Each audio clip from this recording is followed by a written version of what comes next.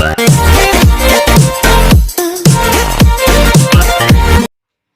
Morning बच्चों, आपका स्वागत है फिर से एसएस की क्लास में। कल हमने पढ़ा था लेसन नंबर 3। जो लेसन बहुत ज़्यादा बड़ा था, इसलिए इसको दो पार्टों में बनाया गया था कि वीडियो ज़्यादा लंबी ना हो जाए। चैप्टर का नाम था खनिज और शक्ति संसाधन। मुझे उम्मीद है कि जब मैंने जो वीडियो सेंड की थी उससे कुछ ना कुछ तो आपके हेल्प जरूर हुई होगी। तो खनिज के बारे में हमने कल पढ़ ही लिया था। आज हम पढ़ेंगे शक्ति संसाधन। तो इसमें भी दो अलग अलग भाग होते हैं, जैसे परंपरागत स्रोत यानी कि परंपरागत यानी कि जिन चीजों का प्रयोग हम बहुत पहले से करते आ रहे हैं उन्हें परंपरागत स्रोत कहते हैं, जिनसे हमें ऊर्जा मिलती है। ये लंबे समय से प्रयोग कर रहे हैं, ठीक है। ये दो मुख्य भागों में बांटा गया इनको। नंबर एक ईंधन और एक दूसरा है जीवाश्म ईंधन। ईंधन, इससे हमें ऊष्मा प्राप्त होती है। वैसे तो दोनों से ऊष्मा प्राप्त होती है, लेकिन इसमें लकड़ी, अब पेड़ों से पेड़ हैं जो काटने के बाद हम प्रयोग कर रहे हैं घरों में लकड़ियां, वो ईंधन का के रूप में प्रयोग करते हैं, इसलिए इसको ईंधन कहते हैं। और दूसरा जीवाश्म ईंधन। जीवाश्म मतलब जीवों के द्वारा, ये पेड़ पौधों के द्वारा। जब ये पेड़ पौधे और जीव जंतु जमीन के अंदर दब जाते हैं, अब जैसे काफी वर्षों पहले जो जीव जंतु मरे होंगे, जो पेड़ पौधे जमीन के अंदर दब गए होंगे, वो एक रासायनिक क्रिया करके ईंधन का रूप धारण कर लेते हैं, इसलिए इसे हम जीवाश्म ईंधन कहते हैं। उदाहरण के रूप में कोयला और पेट्रोलियम इसका एक सर्वश्रेष्ठ उदाहरण है। तो कौन सा था पहला पॉइंट, ईंधन, और दूसरा जीवाश्म ईंधन।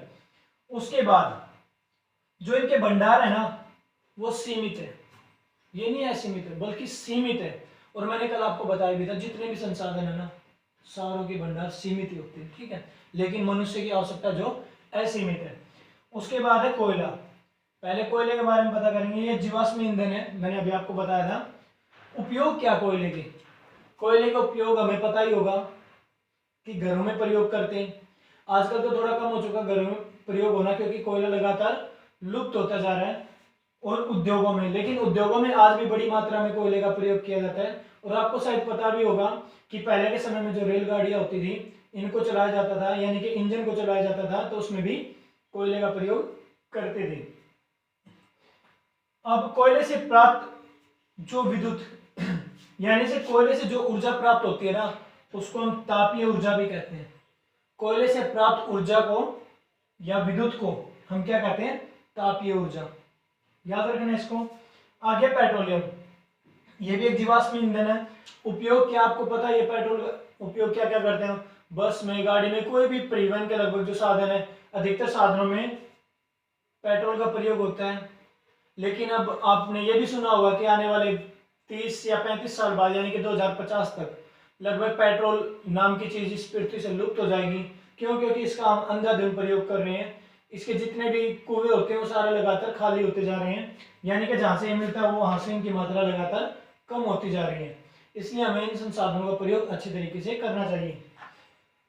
अन्य उत्पाद, अब जब पेट्रोल प्राप्त करते हैं ना, यानी कि पेट्रोलियम निकालते हैं, तो इसमें जो क्रिया की जाती है, यानी कि परीक्षणशाला में जो क्रिया होती है, उसके उस समय बहुत सारी चीजें और भी प्राप्त होती है। कुछ बच्चों को पता नहीं होगा, जैसे बताता हूं, डीजल। डीजल भी उसी प्रक्रिया में निकलता है। पेट्रोल तो बता दिया। मिट्टी का तेल, जो हालांकि अब तो कम मिलता है, ये भी कैसे निकलता था? जब पेट्रोलियम निकालने की जो प्रक्रिया होती है ना, इसको शुद्ध रूप दिया जाता है पेट्रोल को, उस समय निकलता है। और मोम, ये भी हमें पेट्रोलियम परीक्षणशालाओं में ही प्राप्त होता है, पेट्रोल को का रूप यानी कि शुद्ध रूप प्राप्त करते वक्त। और प्लास्टिक, जो आज पूरे विश्व के लिए बहुत बड़ी समस्या बना हुआ है कि प्लास्टिक, पता आपको, प्लास्टिक खत्म नहीं होता। उसको जमीन में गाड़ दो, 10 साल बाद निकालो तो भी वो वैसे ही निकल आएगा, यानी कि कूड़ों का ढेर भी हो जाए। और ये कहां से बनता है प्लास्टिक? ये भी पेट्रोलियम निकालने वाली प्रक्रिया के दौरान ही बनता है। अब आपका एक क्वेश्चन इसमें अधिकतर बार पूछा जाता है, किसको काला सोना भी कहा जाता है? आपको पता है पेट्रोलियम को काला सोना कहा जाता है, क्योंकि परिवहन के जितने भी साधन है, अधिकतर साधनों में पेट्रोल का ही प्रयोग होता है, इसलिए इसको काला सोना भी कहा जाता है। लेकिन धीरे धीरे संसार में अनेक देशों में वैज्ञानिक तकनीकों के माध्यम से लगातार पेट्रोल की जगह दूसरा अल्टरनेट निकाल रहे हैं, यानी कि दूसरी चीज का प्रयोग कर रहे हैं। जैसे अभी आपको पता है बिजली की गाड़ियां चलने लगी है। आने वाले समय में हो सकता है हवा से भी, पानी से, बहुत सारे वैज्ञानिक लगातार इनकी खोज कर रहे हैं, क्योंकि उन्हें पता है 2050 तक ये चीजें खत्म हो जाएगी, तो क्या साधन हमारे ऐसे धरे के धरे रह जाएंगे? नहीं, इनको चलाने के लिए कोई ना कोई और अन्य साधन की आवश्यकता पड़ेगी। इसलिए वो पहले से इसके ऊपर कार्य कर रहे हैं। उत्पादक देश, अब बात आती है कौन कौन से देश है प्रमुख जो पेट्रोलियम का उत्पादन करते हैं, यानी कि वहां से प्राप्त होता है। जैसे इराक, सऊदी अरब, ईरान और कतर कुछ ऐसे प्रमुख देश हैं जहां से बड़ी मात्रा में पेट्रोल पूरे विश्व के अन्य देशों में पहुंचता है। यानी कि सबसे बड़े उत्पादक देश कौन कौन से हैं?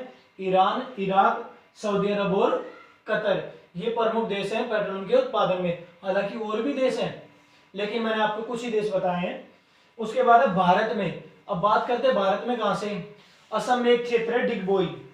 कौन सा है? डिगबोई, असम में। मुंबई में है बॉम्बे हाई, बम्बई से 76 किलोमीटर दूर। और तथा कृष्णा और गोदावरी नदियों के डेल्टा में हमारे पेट्रोल निकलता है, लेकिन वो इतनी मात्रा में नहीं निकल पाता कि हम उसका पूरे भारत में प्रयोग कर पाए, इसलिए हमें विदेशों से इसको खरीदना पड़ता है। अब इसमें आगे है जल विद्युत, यानी कि जल मतलब पानी, विद्युत मतलब बिजली, जल से बनने वाली बिजली।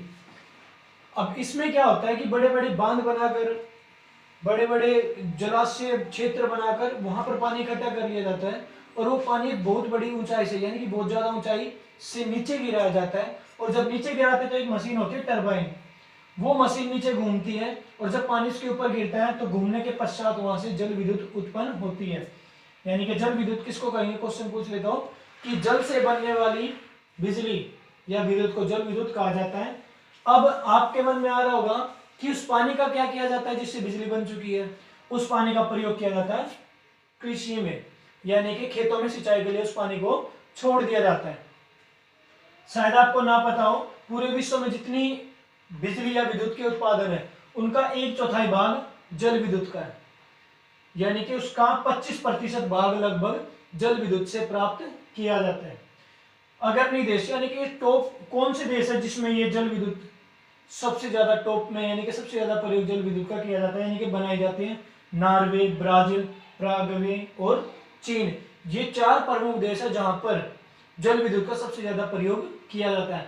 ऐसा नहीं है और भी देशों में किया जाता है, लेकिन प्रमुख ये 4 देश हैं जहां पर जल विद्युत का प्रयोग किया जाता है। कौन कौन से देख लीजिए? नॉर्वे, ब्राजील, पैराग्वे और चीन। उसके बाद है भारत में, क्योंकि भारत का बताना जरूरी है, क्योंकि विश्व का बता रहे हैं तो भारत को क्यों पीछे छोड़े। भारत में भाखड़ा नगल बांध है, गांधी सागर बांध है, नागार्जुन सागर बांध है, और ऐसे कुछ और बांध भी हैं जहां पर जल विद्युत बड़ी मात्रा में बनाई जाती है, यानी कि जल विद्युत का प्रयोग वहां पर उत्पादन करने के बाद भारत में उसका प्रयोग किया जाता है। अब लास्ट टॉपिक हमारा इसमें ऊर्जा के गैर परंपरागत स्रोत। गैर परंपरागत, परंपरागत का अर्थ मैंने आपको बताया था ऐसे स्रोत जो काफी लंबे समय से प्रयोग कर रहे हैं, लेकिन गैर परंपरागत यानी कि जिनका प्रयोग अभी कुछ सालों पहले ही शुरू हुआ है। इसमें है नंबर 1 पे सौर ऊर्जा, पवन ऊर्जा, जवारी ऊर्जा, ये 3 प्रमुख है इसमें। सौर ऊर्जा, सौर मतलब सूर्य, सूर्य से प्राप्त ऊर्जा को क्या कहा जाता है? सौर ऊर्जा। आपने देखा होगा स्कूल की छत के ऊपर सोलर प्लेट लगी है, वो जो ऊर्जा प्राप्त करते हैं उसे कौन सी ऊर्जा में मापा गया, यानी कि कौन सी ऊर्जा कहते हैं? सौर ऊर्जा। ये सौर ऊर्जा एक ऐसी ऊर्जा है जो जब तक सूरज रहेगा तब तक हम इस ऊर्जा का प्रयोग कर सकते हैं, यानी कि इस ऊर्जा को प्राप्त कर सकते हैं। अब यानी कि ये सस्ता साधन भी है, इसलिए कोशिश करो कि सभी जिससे हो सके सौर ऊर्जा का अधिक प्रयोग करना शुरू करें। उसके बाद है पवन ऊर्जा। पवन ऊर्जा बड़े बड़े क्षेत्रों में, जो खाली क्षेत्र होते हैं जैसे राजस्थान के क्षेत्र, वहां पर पवन ऊर्जा बनती है, यानी कि पवन चक्की होती है। जब पवन तेज चलती है, और पवन वहीं ज्यादा तेज चलेगी जहां पर खुला मैदान होगा, काफी दूरी तक कोई मकान या कुछ भी नहीं होगा, बस खुला मैदान होगा, वहां पर तेज पवनें चलती है। आपने देखा होगा रेगिस्तान में कितनी तेज धूल भरी आंधी चलती है, कितनी तेज तेज हवा चलती है। उसका रीजन क्या है? वहां पर कोई रुकावट नहीं है उन हवा को रोकने के लिए, कोई मकान पेड़ पौधे नहीं है, इसी कारण से वहां हवा तेज चलती है। यानी कि पवन ऊर्जा सबसे ज्यादा ऐसे क्षेत्रों में बनती है जहां पर खुला स्थान मिलता है। उसके बाद है जवारी ऊर्जा। जवारी ऊर्जा होती है, आपको पता है ज्वार भाटा पता ही होगा, तो जब ज्वार भाटे की क्रिया होती है समुद्र में, तो उस समय जो ऊर्जा बनाई जाती है उसे हम जवारी ऊर्जा कहते हैं। अब एक ऊर्जा और है जिसका प्रयोग लगभग गांव में किया भी जाता है, वह है बायोगैस। बायोगैस का आपको पता ही होगा, गोबर, मलमूत्र, लकड़ी, इनको जलाने के बाद जो देखा होगा ना गाँव में बायोगैस, उससे जो ऊर्जा प्राप्त होती है उसे बायोगैस कहते हैं। ये चैप्टर मेरा लेसन नंबर 3 इतना ही था। उम्मीद करता हूँ आपको कुछ ना कुछ हेल्प जरूर हुई होगी और आप अपने घर में सुरक्षित भी होंगे।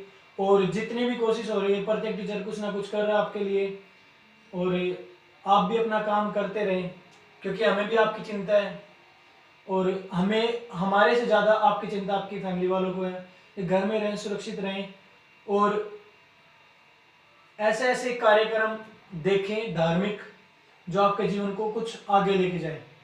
पता है अभी टाइम है हमारे पास, काम करने के बाद भी बहुत ज़्यादा टाइम बचता है हमारे पास, तो उनको रामायण महाभारत, वैसे रामायण तो अब आपको पता ही है, लेकिन और भी बहुत सारे धार्मिक चीज़ें टेलीविजन पर दिखाई जा रही है, टीवी पर दिखाई जा रही है, उनको देखें, माँ बाप से नई नई चीज़ें सीखें, अपने पेरेंट्स से, अपने वृद्ध जनों यानी कि दादा दादी नाना नानी, इनसे नई नई चीज़ें सीखें। आप शायद जानते ना हो, हमने आज तक ऐसी चीज़ें नहीं बताएंगे जो चीज़ें ये आपको बता देंगे, क्योंकि हमसे ज़्यादा एक्सपीरियंस इनको है, क्योंकि उनकी एज भी ज़्यादा है। और पहले के समय की बातें पूछो कि पहले के समय में लोग कैसे रहते थे, क्या खाते थे, कैसे अपना जीवन यापन करते थे, कैसे तंदुरुस्त हेल्दी रहते थे, कैसे ताकतवर होते थे, कैसे उनकी सोच पॉजिटिव होती थी। आज तो हम छोटी छोटी बातों को लेकर ही नेगेटिव हो जाते हैं।